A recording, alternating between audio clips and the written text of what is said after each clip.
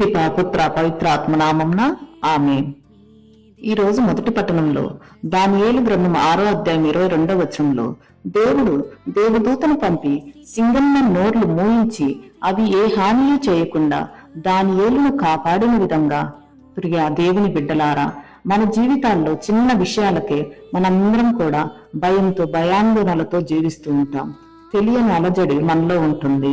ఈ రోజు వాక్యం ద్వారా దేవుడు మనకందరికి కూడా ధైర్యాన్ని ఇస్తూ ఉన్నాడు. ఆనాడు దానియేలు నమ్మిన దేవుడు సింగన్న నోర్లు మూయించి కాపాడిన విధంగా మన జీవితాల్లో జరిగే భయంకరమైన సంఘటనలు, మార్పులు జరిగినా కూడా మనం భయపడవద్దు. మనం నమ్మిన దేవుడు మనల్ని కూడా ఎల్లప్పుడూ కాచి కాపాడుతూ ఉంటాడు. మనం అనునిత్యము కూడా మన విశ్వాస యాత్రలో బెదరకుండా అదరకుండా ముందుకు కొనసాగి మన బాధ్యతలు మనం నిర్వర్తించుకుందాం. మన సజీవుడైన దేవుని పట్ల భయభక్తులతో విశ్వాసంతో మన జీవితంలో ముందుకు సాగిపోదాం.